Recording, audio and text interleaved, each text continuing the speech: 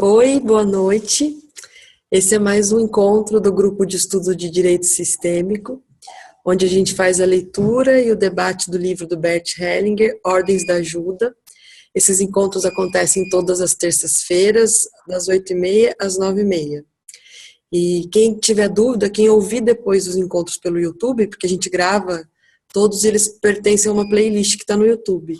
Quem tiver alguma dúvida sobre os temas tratados aqui, pode deixar a dúvida no grupo de estudo que acontece no Facebook, que chama Grupo de Estudo Direito Sistêmico. A gente está hoje sob a orientação do Renato, para quem eu passo a palavra. Boa noite a todos.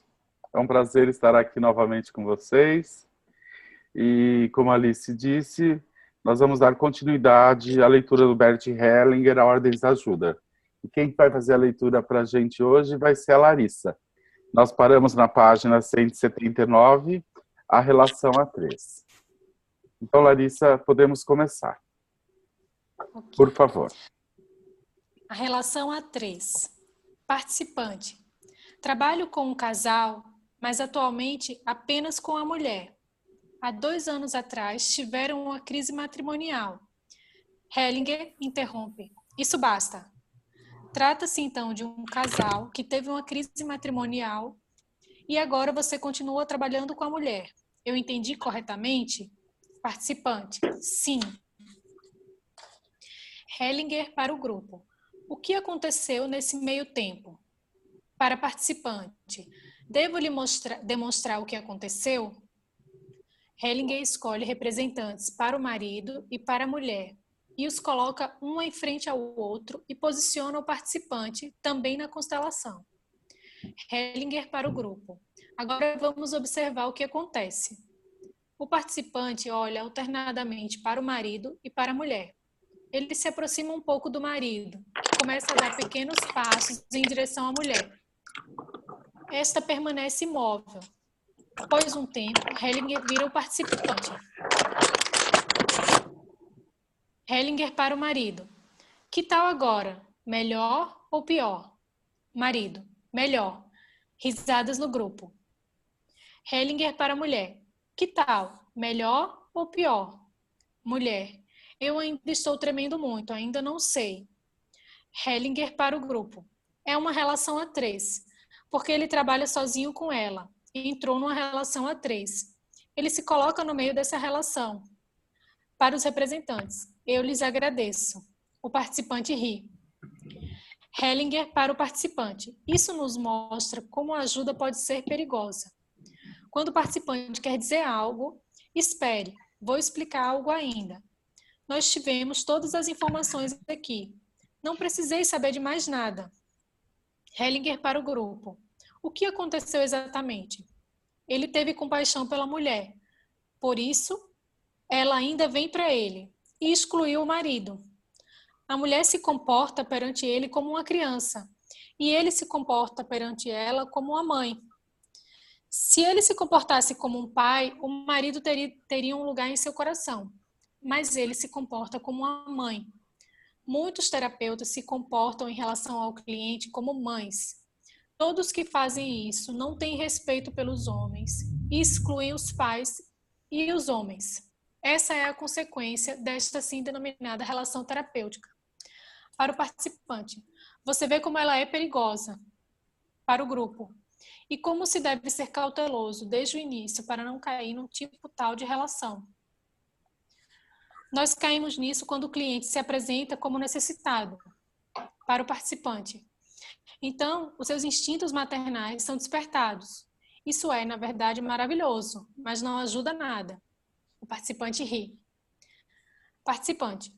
Quando estava lá de pé, queria ter me movimentado em direção ao marido. Hellinger. Eu vi, mas você não conseguia. A mulher havia traído você para o lado dela. O marido não estava totalmente excluído para você, mas você era um rival. Um segundo homem numa relação é um rival. Puramente pela estrutura, é uma relação A3. Para o grupo, muitos aconselhamentos de casal ou terapias de casal, nos quais o terapeuta trabalha apenas com um dos dois, tornam-se inevitavelmente uma relação A3 e impedem a solução. para o grupo. Se agora fôssemos trabalhar com esse casal, com quem precisaríamos continuar trabalhando? Para o participante. Quem é o cliente? A mulher, evidentemente, pois o homem estava virado para a mulher. Aqui iríamos supor que algo deve ser solucionado na família de origem da mulher. Hellinger posiciona a mulher novamente e coloca a mãe em frente a ela. Hellinger para o participante. Agora eu vou fazer ainda um exercício com você. Coloque-se atrás da mãe. A mulher e a mãe olham para o chão. Hellinger dá a entender ao participante para se aproximar mais da mãe e colocar as mãos sobre os ombros dela. A mulher dá um passo minúsculo em direção à mãe. Hellinger, após alguns instantes, para a mãe. Deite-se no chão. A mãe deita-se no chão. A mulher coloca a mão esquerda na barriga e treme. Ela dá 2 passos minúsculos em direção à mãe. Então, segura com a mão esquerda o braço direito. Hellinger dá a entender ao participante para se afastar um pouco. A mulher aproxima-se da mãe com muita resistência. Agacha-se em sua direção, mas não ousa tocá-la. Então, deita-se ao lado dela. O participante se afastou ainda mais e se virou. Hellinger pede ao participante para se sentar ao lado dele. Hellinger para o participante. Está claro que aqui não tem nada a ver com o relacionamento de casal. A mulher quer morrer. Pôde-se ver que a mãe dela estava totalmente ausente. Talvez a mãe quisesse morrer ou morreu bem cedo, não sabemos disso. Primeiro a mulher estava zangada com a sua mãe. Talvez porque reprimiu seu amor por ela. Contudo, vê-se que ela quer ficar com sua mãe e morrer. Agora o problema aparece sob uma luz totalmente diferente. Trata-se de vida e morte. Aqui é sistêmico. Vamos ver então como encontraremos a solução. De acordo? Participante, sim. Hellinger coloca novamente o marido e a mulher, um em frente ao outro. Hellinger para a mãe. Coloque-se atrás de sua filha, como for o certo para você. A mãe afasta-se um pouco, então mais um pouco ainda. Hellinger, depois de um certo tempo, para a mulher. Diga para seu marido, quero ir para minha mãe. A mulher, quero ir para minha mãe. Hellinger, depois de um certo tempo, para o marido. Diga a ela, por favor, fique. Marido, por favor, fique. A mulher respira fundo. Então os dois aproximam-se um do outro com passos diminutos. Eles alcançam primeiro uma mão e depois a outra. O homem aproxima-se mais e a pega pelo braço. Os dois se olham longamente. A mulher hesita em aproximar-se dele totalmente. Então se abraçam. Hellinger. Como a mãe está agora? Mãe, eu me sinto aliviada. Hellinger para o participante. Acho que agora temos a solução. Participante, obrigado. Hellinger para os representantes. Agradeço a todos vocês. Para o participante. Agora fui passo a passo para que pudéssemos ver como a ajuda se desenvolve. Tudo ficou evidente agora. Mas o que você vai fazer quando ela vier novamente? Vou lhe dizer o que me vem à cabeça. É claro que você pode corrigir isso a qualquer hora. Você pode dizer a ela que gostaria de ter uma conversa a 2 com o marido dela. O representante do marido ri. Hellinger para o grupo. Vocês viram a reação do marido? Para o participante.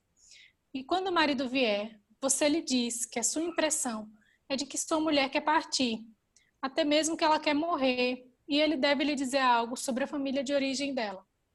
Então você o conquistou. Ele estará totalmente de seu lado de novo. Depois disso, você revela talvez o mais importante e talvez possa fazer algo para os dois, da maneira como você viu aqui. Contudo, ficou evidente que a mulher hesitou muito. Portanto, o anseio pela morte é bem forte nela. Mas confie no todo. Você também precisa saber que aquilo que ocorreu aqui já está atuando nos dois. E agora, mostre a sua habilidade artística. Ajuda sistêmica. A ajuda, para ser bem-sucedida, precisa ser sistêmica. Isso significa que quando observamos o cliente, temos sempre também o seu sistema em nosso campo de visão. A psicoterapia tradicional está baseada no fato de que um cliente chega e então é estabelecida uma relação entre o cliente e o terapeuta ou a terapeuta. Se o terapeuta ou ajudante, logo que vê a cliente ou cliente, vê atrás dele também os seus pais e antepassados, coloca-os em seu coração e internamente se curva perante o destino deles, respeitando, e ainda sente atrás de si seu próprio destino e seus próprios pais e antepassados. Ele não está mais sozinho. E então, não é mais possível uma relação terapêutica, no sentido acima mencionado. É agora uma relação entre adultos que procuram uma solução e que agem. Essa é a diferença. A acusação. Hellinger.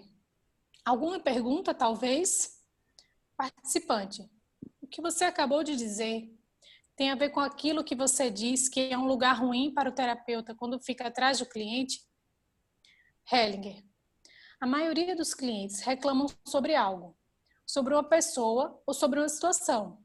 Se você se coloca internamente atrás do cliente ou da cliente, você entra no movimento de acusação e exclui aquilo que eles também excluíram. Então você fica imediatamente impotente. Se você se coloca atrás daquilo que eles acusam, é imediatamente diferente. Faz uma grande diferença. A relação terapêutica. Participante. Você diz então que não é mais uma relação terapêutica. Você quer dizer com isso que uma relação terapêutica é sempre uma relação na qual o cliente procura o pai ou a mãe? Hellinger. Relação terapêutica significa que o cliente se apresenta como necessitado e fraco. Ele se apresenta, no fundo, como uma criança. E o ajudante entra diretamente na contratransferência e se comporta como pai ou mãe. Isso é uma relação terapêutica. Impedir uma tal relação já no início, com certas técnicas que estou mostrando aqui, é uma grande liberação para todos. Ok, Larissa. Larissa, vamos fazer um pequeno break, ver se tem alguma pergunta ou alguma observação.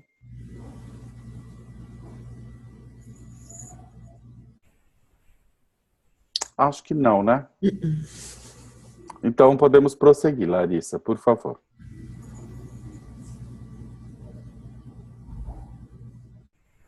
O russo. Participante. Veio até mim um homem de minha idade. Seu pai esteve na guerra e retornou. O irmão de seu pai morreu na guerra. Após a guerra, seu pai se casou com a mulher de seu irmão, a cunhada.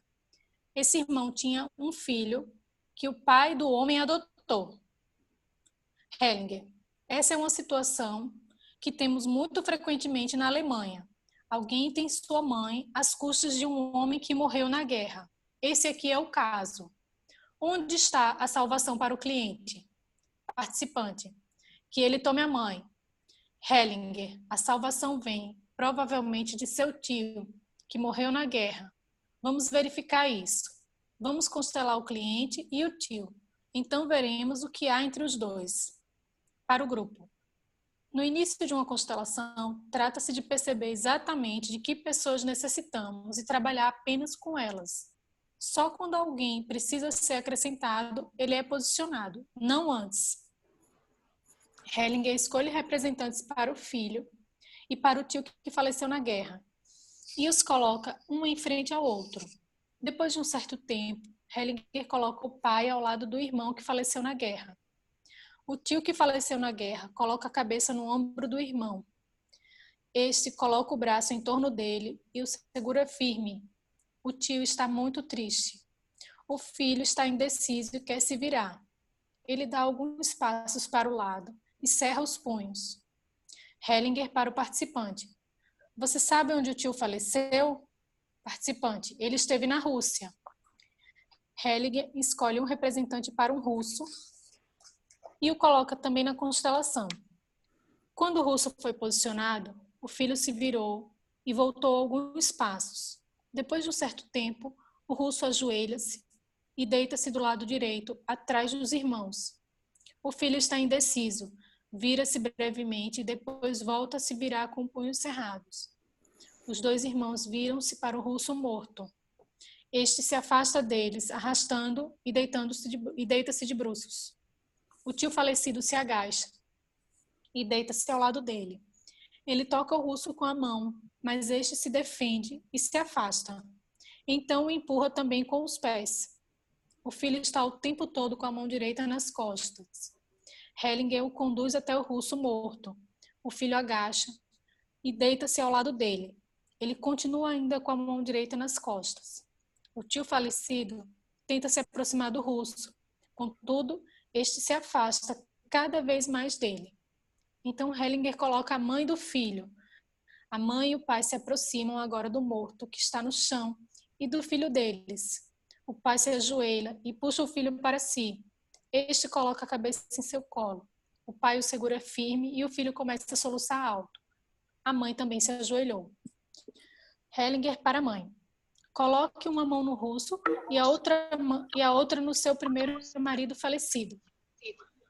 A mãe abraça por cima o primeiro marido e o russo. Contudo, ela não consegue conciliar-se com o russo. Pega pra mim. Oi, tem alguém com o microfone aberto, Alice? Já fechei. Ok, obrigado. A mãe se levanta novamente e dá um passo para trás. O filho continua a respirar pesadamente enquanto seu pai o segura. Hellinger para o participante. Você sabe em que unidade o irmão do pai esteve? Talvez ele tenha estado na SS. Participante. Eu acho que não. Hellinger. Ele fez algo de ruim com os russos. O filho está identificado com o russo. Hellinger pede ao filho para deitar-se entre o seu tio e o russo. Ele deita-se de costas entre eles. O pai levanta-se e coloca-se ao lado da mãe. O tio coloca o seu braço sobre o filho. Este se vira para o russo. Então, o russo toca lentamente. Hellinger para o grupo. Agora o russo pega lentamente na mão do filho. O filho é o único que faz luto e sente compaixão. Hellinger depois de um certo tempo. Agora o filho deve se levantar e ir para o pai. Hellinger coloca os pais bem para trás e posiciona o filho na frente deles. O filho vai lentamente em direção ao pai e soluça. Primeiro ele quer empurrá-lo. Entretanto, coloca a cabeça sobre seus ombros. Os dois se abraçam fortemente. A mãe coloca por trás a mão nas costas do pai. Hellinger para o russo. Como você está agora? Russo, bem melhor. Ele aponta para o filho e seu pai. Isso é bom. Hellinger. Coloque-se atrás do filho com as mãos sobre seus ombros. O russo abraça por trás o filho e seu pai. O filho soluça alto. A mãe se afasta e olha para seu primeiro marido. Depois de um certo tempo, o russo se solta. Hellinger para o russo. Volte novamente. Para a mãe. E você deite-se ao lado do seu primeiro marido. A mãe deita-se ao lado do primeiro marido. O russo se afasta. O filho está ainda soluçando nos braços do pai. Hellinger. Acredito que temos a solução. Para os representantes, agradeço a todos vocês. Para o participante, foi bom que constelamos isso. Aqui veio uma outra dimensão à luz. A ajuda a serviço da reconciliação. Hellinger para o grupo. Existem soluções quando todos estão incluídos em nosso amor. Aqui houve um sinal significativo. O filho cerrou as mãos num dado momento. Estava agressivo. Tinha sentimentos agressivos. O russo também os tinha. O filho estava, portanto, ligado ao russo. Quando se vê isso, pode-se interferir como ajudante de maneira correspondente. Vê-se para onde o movimento se dirige e pode-se apoiá-lo. Aqui não teria sido possível sem apoio. Simplesmente deixar ocorrer isso não é possível. É necessário entrar aí e sentir como os movimentos estão ocorrendo. No final, quando a mulher se afastou, foi claro. Ela queria ir para o seu primeiro marido. Isso deve ser reconhecido. Quando se reconhece isso, sem que se continue e se procure uma solução, os grandes movimentos se conservam. No final, vê-se que a reconciliação entre Rússia e Alemanha e entre os soldados alemães e soldados russos é um processo longo. Se alguém quisesse interferir aí para acelerar isso, seria ruim. Isso seria, então, as denominadas constelações políticas. Elas estão desprendidas dos movimentos da alma. Isso não é possível. Contudo, o que aconteceu aqui tocou a todos. Nós sentimos compaixão pelos russos e pelas vítimas russas, e também pelos soldados alemães. Por todos, na verdade. Eles todos têm um lugar em nosso coração agora. Se todos têm da mesma maneira um lugar em nosso coração, ficamos numa posição forte. Estamos conectados com as grandes forças. Então, elas atuam através de nós, sem que precisemos fazer muito. Elas atuam através da nossa presença, simplesmente porque estamos ligados a elas. Então, somos realmente ajudantes. Nota complementar. Hellinger para o grupo. Com relação ao último trabalho, tenho ainda algumas coisas a acrescentar. De certa forma, está incompleto. Não tínhamos também espaço suficiente aqui. Eu tinha pensado que, na verdade, precisaria ter colocado atrás dele a sua mãe. O representante do filho sentiu isso. Para o representante, você quer esclarecer isso? Representante do filho. Mal estive de pé e já procurei pela minha mãe ou por uma figura materna. Ela estava me fazendo falta. Com isso, a tensão ficou bem forte em mim e também a confusão. Hellinger era a mãe do russo. Para o grupo, nesses tipos de constelação, é bem útil quando se colocam os pais. Thomas, o nosso cameraman, me disse que viu atrás dos dois mortos os pais deles. Se tivéssemos colocado os pais, então talvez tivesse começado a reconciliação a partir dos pais, e ela teria sido mais fácil para os mortos. Estes são pontos de vista que podemos ter ainda. Cinti e Roma. Participante. Uma jovem de 15 anos vive, desde os 8, com os pais de criação. A mãe da mãe biológica foi encontrada afogada no Ribeirão. Disse que ela era esquizofrênica. Os pais biológicos foram perseguidos durante a Segunda Guerra Mundial, porque eram Cinti e Roma. Hellinger para o grupo. Ela nos deu em poucas frases todas as informações importantes.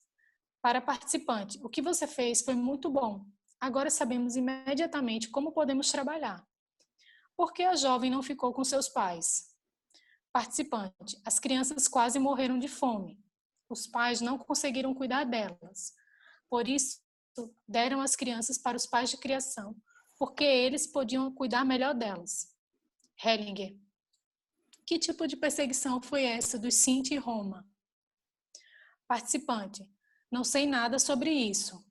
Hellinger. Isso foi na Alemanha? Participante. Sim.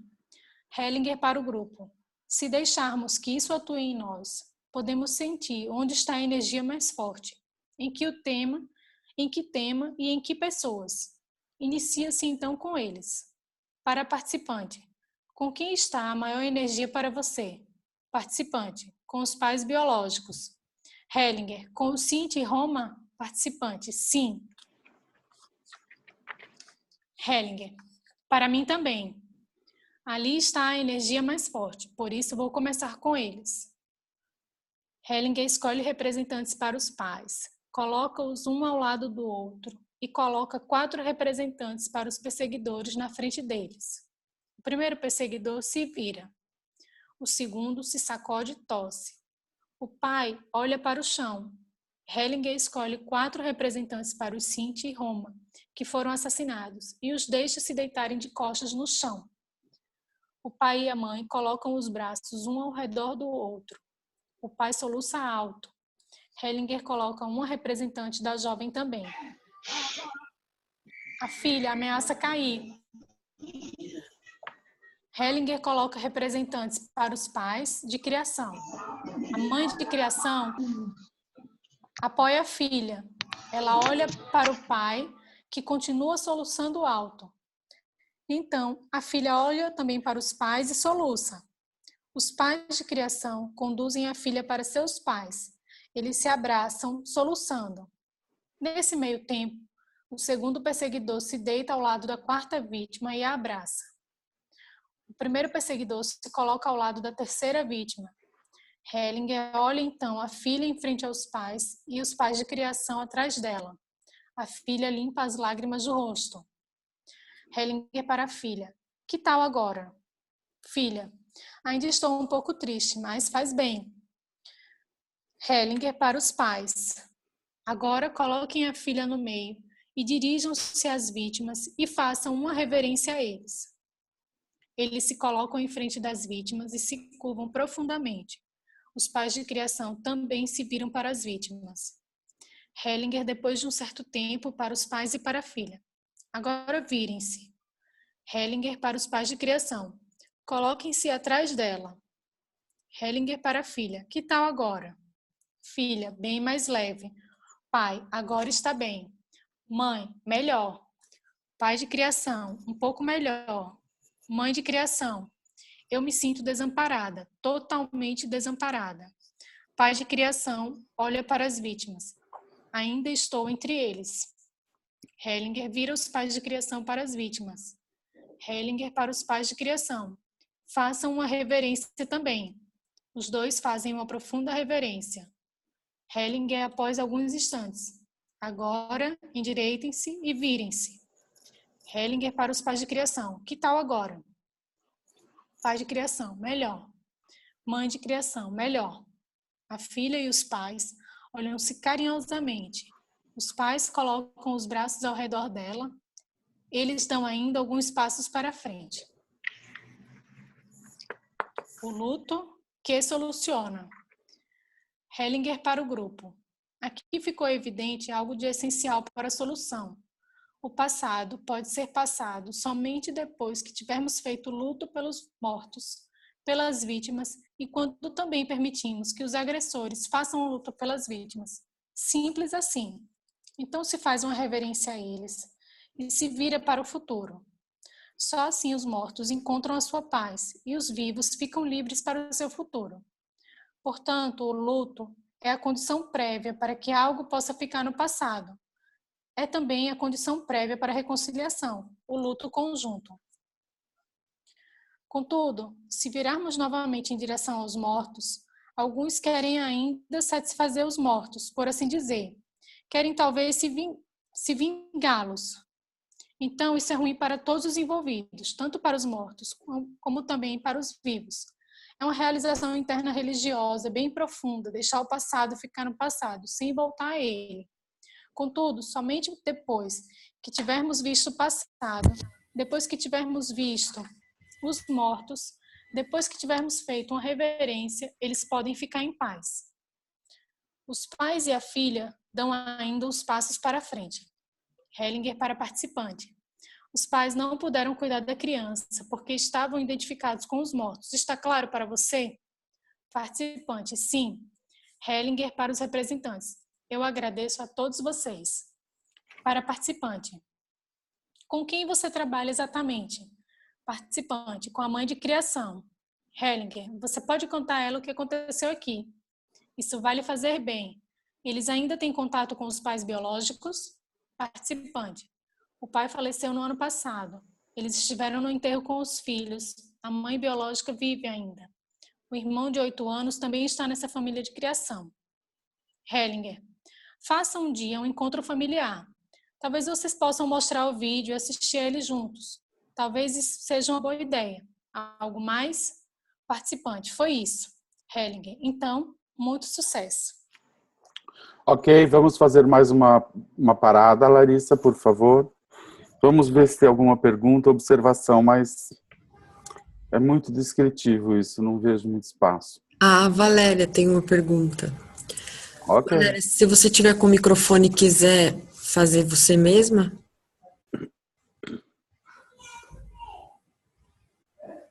Ela está sem microfone. Eu vou ler a pergunta.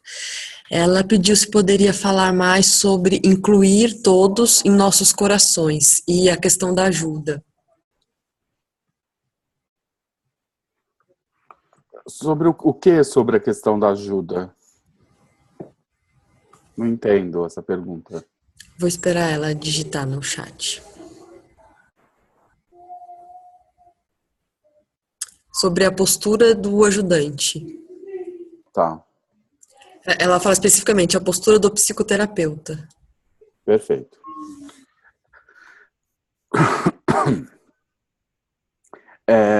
Um olhar sistêmico é um olhar que olha para além do cliente.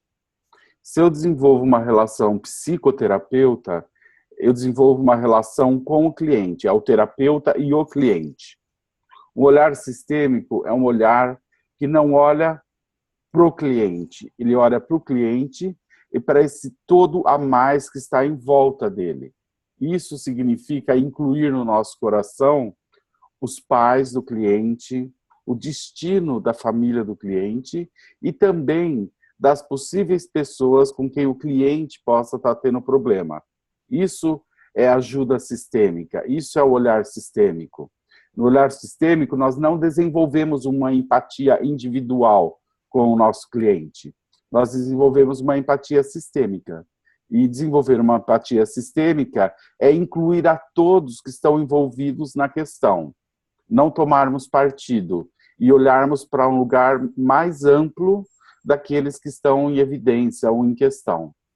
Então, se uma pessoa ela leva um problema que ela tem com o marido, eu não vou olhar, não vou tomar partido dela ou do marido. Eu vou olhar para ela, para o marido, para a família dela e para a família do marido. Isso é um olhar sistêmico.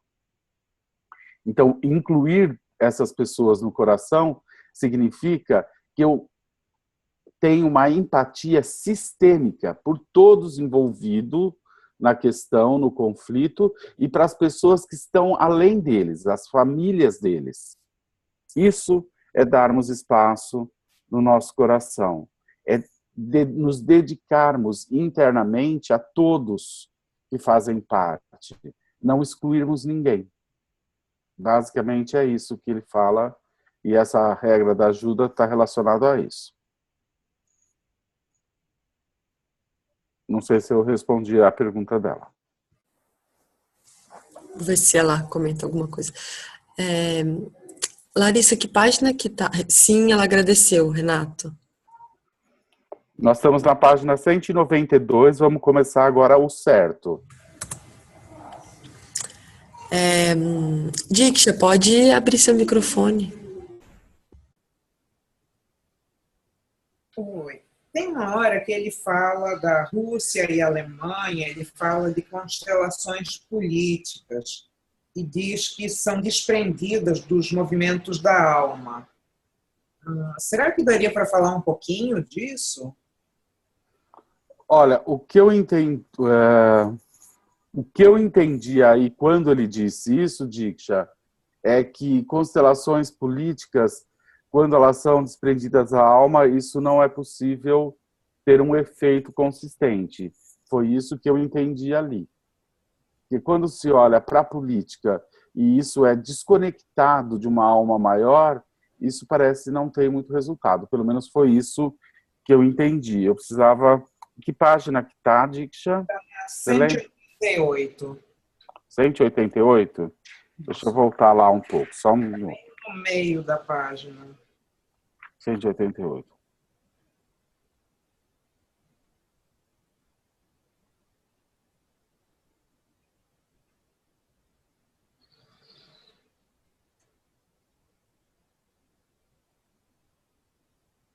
Ah, tá. É exatamente isso. Ele fala aí que se a gente quisesse forçar um processo de reconciliação entre a Rússia e a Alemanha, isso seria algo desconectado da alma. O que significa isso? Seria uma postura política, buscar uma solução em cima de algo que ainda não está pronto para ser reconciliado. Ou seja, a reconciliação desses processos é um processo muito, muito lento.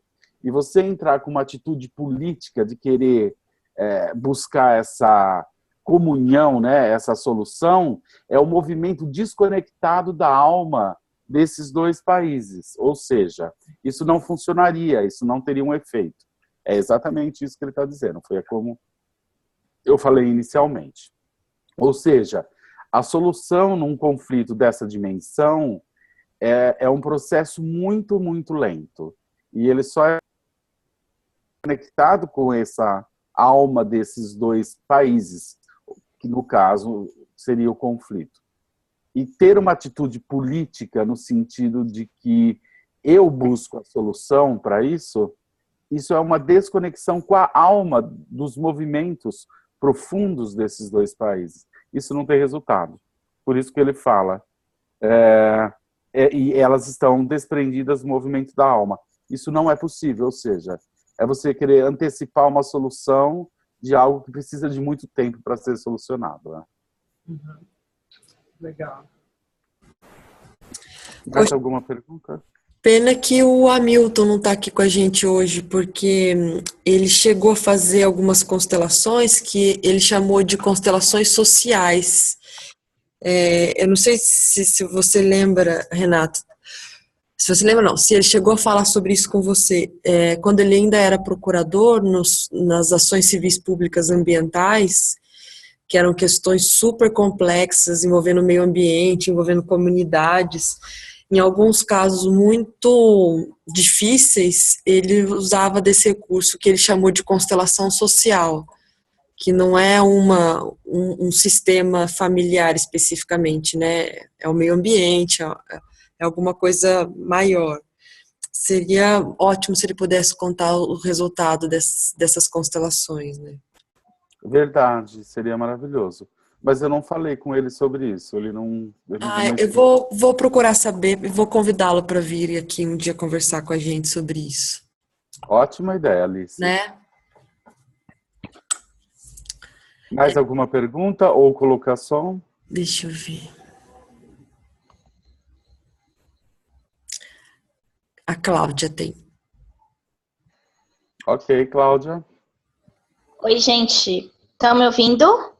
Sim, Cláudia, pode falar. Oi, boa noite, gente. Indo na mesma linha, não é bem uma pergunta, é só um comentário que eventualmente a gente pode esticar depois com o Hamilton, porque ele já até comentou que ele trabalha com indígenas, né? E eu acho também, eu me pergunto agora, se da mesma forma que seria forçar muita barra, né, querer uma reconciliação ali entre os alemães e os russos, se essa visão também não se aplica, por exemplo, entre a sociedade envolvente e os indígenas, porque são também relações que por séculos foram muito dolorosas. Né? Eu não sei se vocês já refletiram ou se de repente pode ser objeto de um outro encontro, enfim, queria só colocar esse comentário também.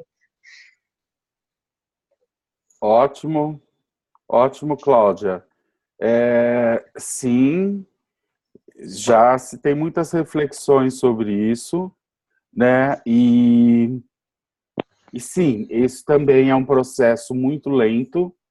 Isso é um processo que a solução disso está em movimentos profundos de reconciliação entre esses sistemas, que no caso seriam dos colonizadores e também dos indígenas. E, assim, uma solução política para isso não tem muito efeito. Por quê? Porque isso são movimentos muito lentos e profundos. Mas é um fato que existem atitudes de ambas as partes que facilitam esse processo, né? E, basicamente, a atitude de ambas as partes que facilitaria esse processo é, antes de mais nada, esse reconhecimento de ambos os lados, né? De ambos os lados, de que ambos estão a serviço um do outro. Ou seja, a princípio, os indígenas pareciam ser as vítimas, o que de fato o foram, e os colonizadores, os perpetradores, o que de fato o fizeram, né? Mas, quando a gente olha para algo que transcende essa relação, a gente observa que ambos estão a serviço um do outro, assim como na vítima e no perpetrador, dentro dessa relação de quem matou do perpetrador ter matado a vítima. Então, olhar sistemicamente para isso é estar de acordo com isso, é não tomar partido e não tratar os índios como vítimas e os colonizadores como perpetradores, embora eles tenham atuado dessa forma. Mas se eu me posiciono ao lado das vítimas, isso não auxilia no processo de conciliação. Isso fomenta o conflito. Então, olhar para além disso tudo e ficar de acordo com isso significa compreender que existem movimentos muito maiores, muito mais profundos, que colocaram ambos em confronto. E ambos estão a serviço de algo muito maior. Embora, dentro disso, muitas pessoas foram sacrificadas. Isso é a mesma coisa que acontece nas guerras, dentro de uma dimensão também, da mesma dimensão, e também não é diferente daquilo que acontece entre um assassino e sua vítima. São só dimensões diferentes, mas a dinâmica é parecida, é a mesma. O terapeuta sistêmico, ele tem que estar de acordo com as coisas exatamente como elas são, e não tomar partido, né? Olhar para algo maior que envolve e movimenta tudo isso.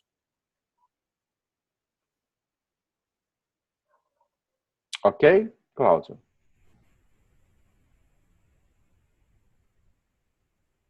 Acho que sim. Eu não estou te ouvindo, Alice. Tava no mudo o microfone dela e o meu também. Sim, ela disse que aqui.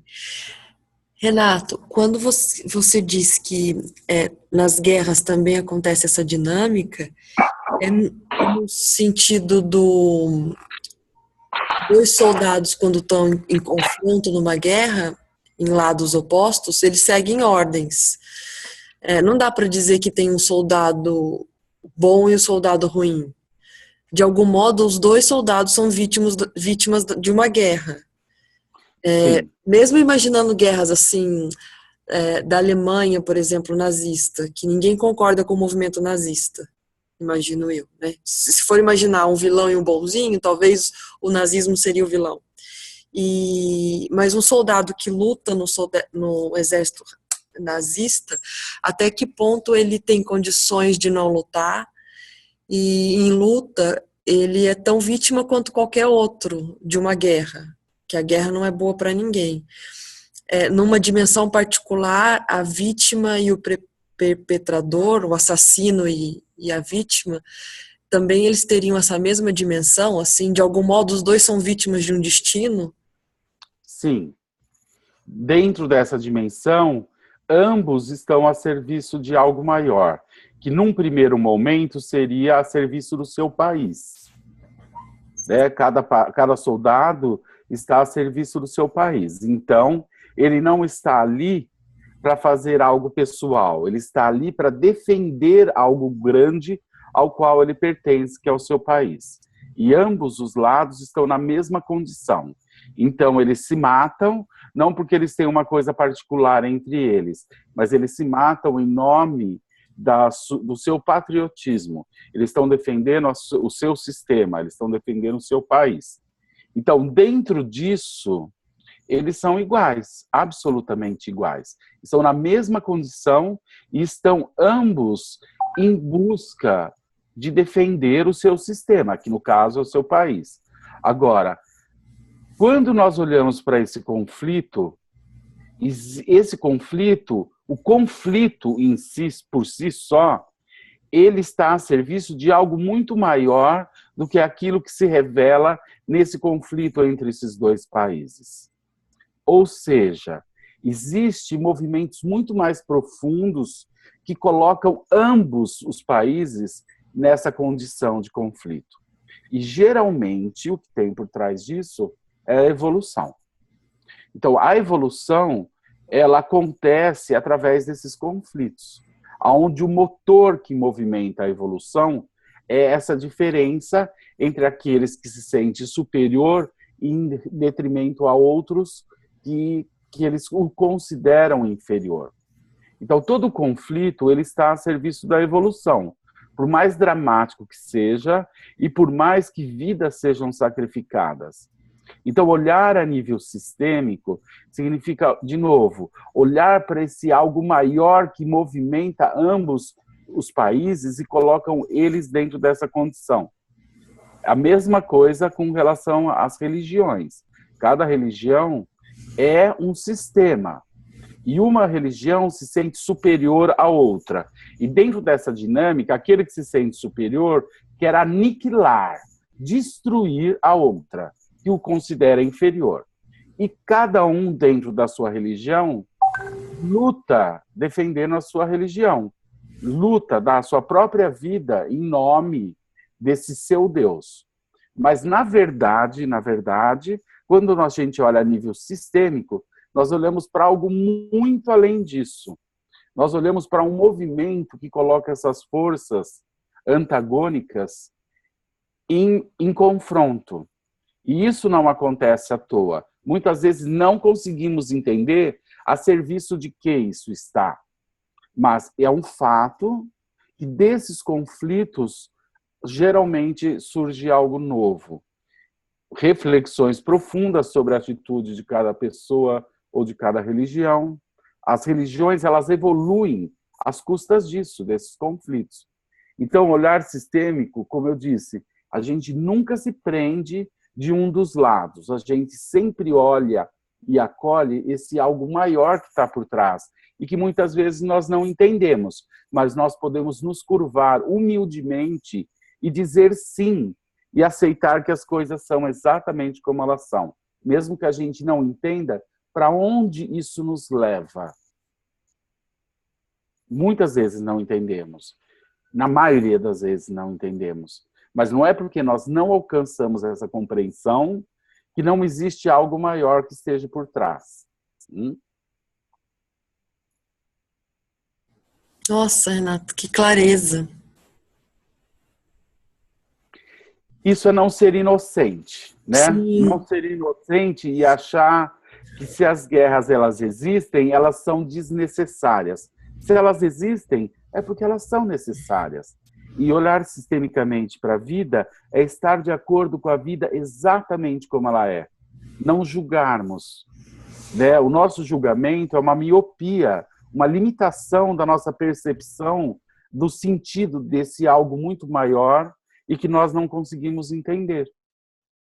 Então, o nosso olhar fica fixado nessa coisa limitada, só que, na verdade, o real motivo transcende a tudo isso. Né? Igual num processo de separação entre um casal. O casal se separa e muitas vezes um culpa o outro pela separação. Mas, na verdade, o casal não sabe por que eles se separaram. Na essência mesmo, eles não sabem por que se separaram. O motivo maior da separação, na maioria das vezes, está oculto.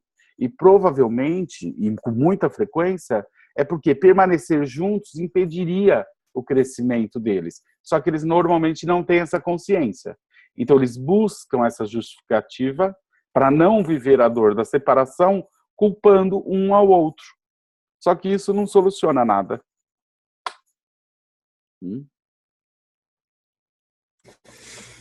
Imaginar o conflito como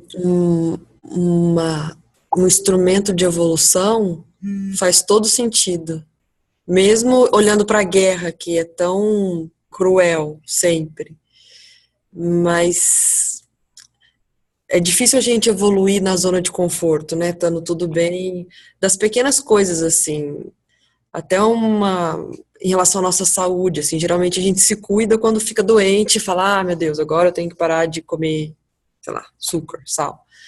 E até as grandes evoluções mesmo, faz muito sentido. Na verdade, tudo se repete em dimensões diferentes. Sim. Desde o micro até o macro. E olhar sistemicamente é olhar para além disso e não fixarmos o nosso olhar no conflito, e sim para esse algo maior que está por trás. A evolução. Exatamente. Flávia, você tinha levantado a mão? Eu ia só fazer um comentário que a gente pode encaixar mais ou menos a situação do nosso país, né? Fica todo mundo muito desesperado com a corrupção.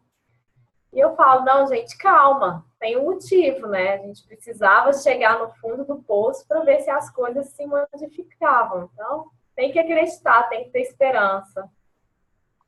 Exatamente. O que nós estamos vivendo é absolutamente adequado para a nossa realidade. E é lindo, embora triste. Não é uma coisa do qual a gente deva sorrir ou celebrar. Não é uma coisa da qual a gente deva celebrar, mas é uma coisa do qual a gente deve estar de acordo. Porque é necessário. Se isso tudo está acontecendo, é necessário e é importante para que algo novo surja a partir disso. Mas o lixo tem que sair, né?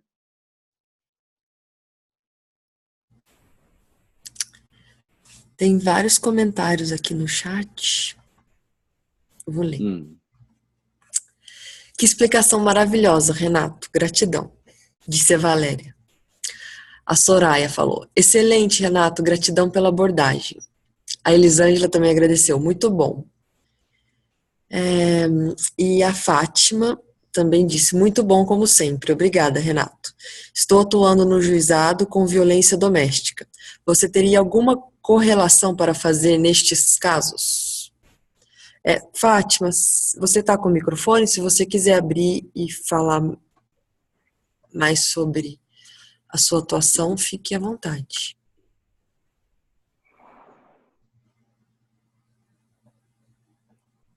Acho que ela está sem microfone, Renato.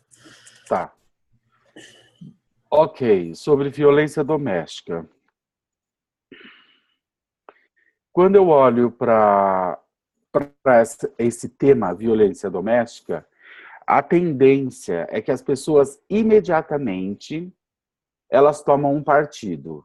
E, via de regra, é o partido de quem? Da vítima. Como sempre, a vítima facilmente toca o ajudador. E se o ajudador se coloca atrás da vítima, isso só fomenta o conflito. Porém, se o ajudador se colocar atrás do perpetrador, isso muda totalmente o cenário.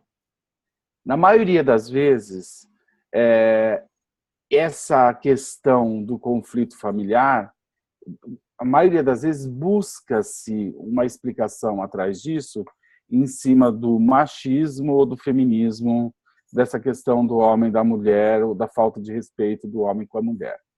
Com muita frequência se aborda essa questão através dessa perspectiva.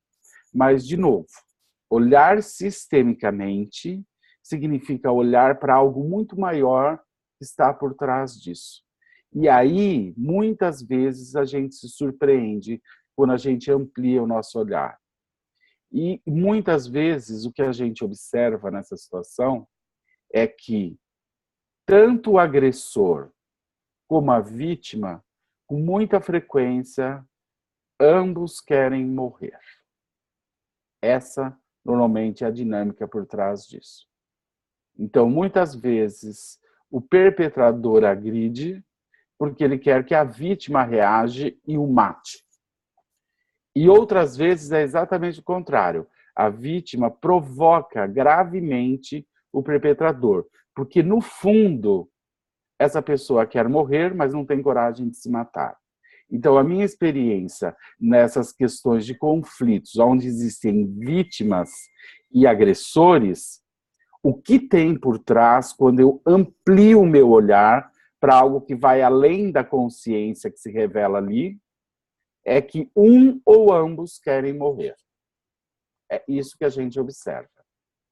Porém, se a gente se coloca do lado de um ou do lado do outro, nós perdemos essa visão.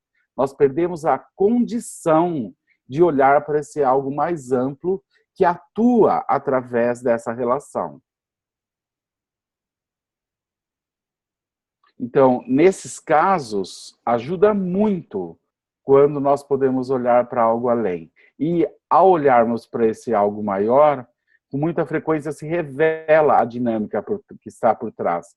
E no momento que essa dinâmica se revela, ninguém mais pode ser inocente dentro desse conflito.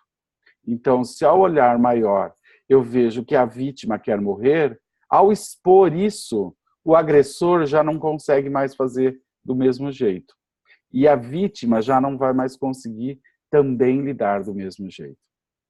Então, de novo, o olhar sistêmico é o que pode trazer resposta e movimentos interessantes na solução desse tipo de conflito. E não ficar trabalhando essa questão do machismo, do feminismo. Isso é limitado, isso é um olhar limitado. Embora, às vezes, também isso está presente. Mas, normalmente, a questão ela é mais ampla do que isso.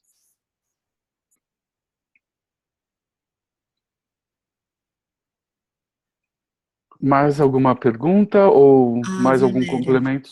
Uhum. Valéria, quando você digitou, pulou algumas palavras, então eu se eu não disser exatamente o que você gostaria de perguntar, você me avisa. Renato, você quer dizer que em relação à vítima e ao agressor, o melhor é se colocar com um olhar mais amplo, com a dinâmica de retroalimentação e corresponsabilidade? Quando atendi uma mediação, quando acredito na corresponsabilidade de ambos, é isso? Não, não é isso. Quando eu abordo isso dessa forma, isso cria um tom quase de acusação, não é isso. Olhar para algo maior é entender qual a dinâmica que está por trás desse conflito. Ambos dentro desse conflito estão tomados a serviço de algo muito maior que eles não compreendem. E se eles não compreendem, eles não podem ser responsabilizados por isso. Mas mesmo não podendo ser responsabilizados por isso, eles têm essa responsabilidade. Mas como eles podem assumir qualquer responsabilidade se eles não têm consciência daquilo que os movimenta mais profundamente na sua alma? Então, olhar sistemicamente para o conflito é entender o que está por trás do conflito. Que no fundo, esse conflito está a serviço de quê? O que se quer no fundo com esse conflito? Alguém quer morrer, mas não tem coragem de morrer e quer que o outro o mate? Muitas vezes é isso que se revela.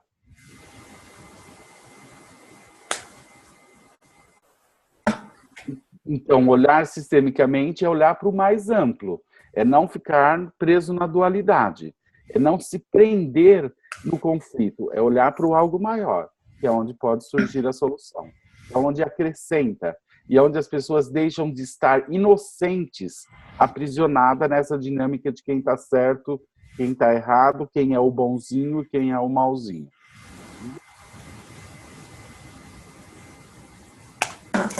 Ela agradeceu, falou que entendeu. Muito esclarecedor. Mais alguma pergunta? Ou observações? Também são muito bem-vindas, gente, por favor. Sim, a Larissa.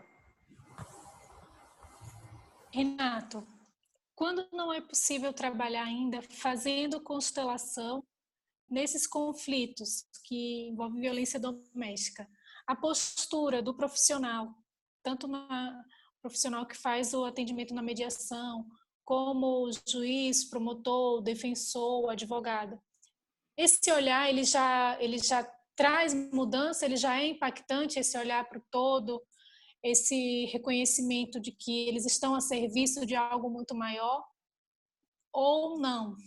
Sim, sim, já é profundamente impactante. Se o seu olhar ele já é sistêmico, mesmo que você não possa fazer uma constelação, o olhar sistêmico já põe em movimento algo maior que permeia essa situação. Então, hoje, por exemplo, eu atendi uma pessoa e trouxe uma questão de um conflito que ela tem com o marido há 8 anos. E ela veio para a sessão porque ela queria decidir se ela ia manter o processo que ela tem contra ele, que vai ser julgado em junho, dia 1º de junho. E ela veio para a sessão para isso, porque ela falava que não sabia o que fazer. Algumas pessoas aconselhavam ela tirar o processo e outras falavam que ela jamais deveria tirar o processo. E ela não sabia o que fazer. E insistia, e ela queria uma solução, e queria buscar uma solução, só que ela não conseguia ver a resposta para a questão que ela trazia. E quando ela veio para isso, eu imediatamente tiro o olhar do conflito. Então, esse conflito, ele é substituto do quê? Ele é substituto de algo muito maior, né? E aí, quando eu olhei para ela, ela colocou toda a situação, eu disse, essa não é a questão. A questão não é se você deve tirar ou não o processo por causa de dinheiro. Não se trata disso. A questão é outra. Vocês não choraram juntos a separação.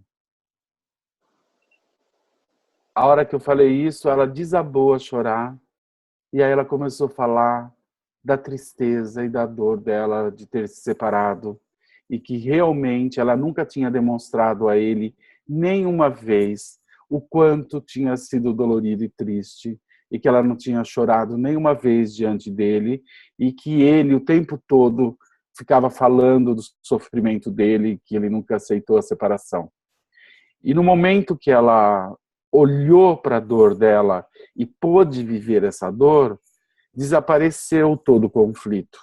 Agora, ela podia olhar para a dor dela e vivenciar e experienciar isso. E aí ela disse, eu realmente, durante esses 8 anos, nunca me permiti olhar para a minha dor. Bom, então eu disse a ela, então é sobre isso que você tem que conversar com ele, sobre a sua dor da separação, e não sobre o processo. Depois que vocês puderem chorar juntos essa dor, talvez o processo não tenha mais sentido. Então, a questão essencial não é falar para ela se ela deve ficar com o processo ou tirar o processo. Eu não me preocupo com isso, porque isso não é o problema. Isso é uma manifestação de outra coisa em desordem. Então, olhar sistemicamente é isso. Eu posso acrescentar algo a ela rapidamente, em poucos minutos, sem mesmo fazer uma constelação. Um olhar sistêmico te permite acessar o essencial. E quando isso vem à tona, está feito o trabalho. Eu não preciso fazer necessariamente uma constelação. Embora eu esteja trabalhando a nível sistêmico. Então, dessa forma que um juiz que tem um olhar sistêmico, ou um advogado, ou mediador pode ajudar. Muitas vezes nem se trata de fazer constelação. Uma pequena observação conduz a pessoa àquilo que é essencial. Renato, maravilhoso. Tudo faz tanto sentido. E falando juridicamente, quando uma mulher sofre violência doméstica, o que a gente faz? Vai na delegacia registrar um boletim de ocorrência. Parece que é um padrão automático, mas a gente não consegue ter essa postura, esse olhar sistêmico que permite justamente dar essa atenção, essa conexão para ela realmente perceber o que é o conflito. E não é raro a gente perceber o quê? Que tem vários processos, vários registros de ocorrência por violência doméstica e no final pode acontecer um homicídio, né? Então aquilo que você falou que um dos dois quer morrer e ninguém consegue ter essa conexão, esse olhar sistêmico e fica todo mundo só falando, vai lá registrar a ocorrência, vai lá registrar a ocorrência. Muito profundo, uma gratidão imensa a você por esses esclarecimentos. Imagina, obrigado, Larissa, pela pergunta.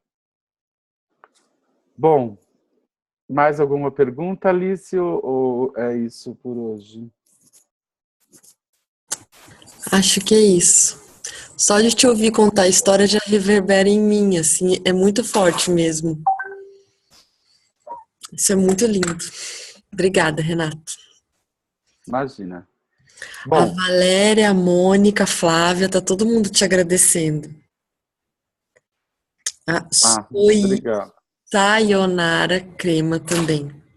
É sempre tão profundo te escutar. Fico feliz por estares na página oficial da Hellinger Science. Legal, obrigado. Bom, gostaria de agradecer a você, Larissa, pela linda leitura. Gostaria de agradecer também a todos que fizeram perguntas ou colocações. Isso é o mais lindo, é o que enriquece, essa troca, essa conversa.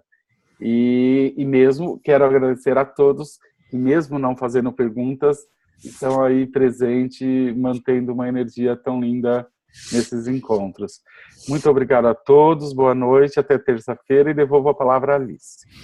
Tchau, gente, boa noite. Muito obrigada.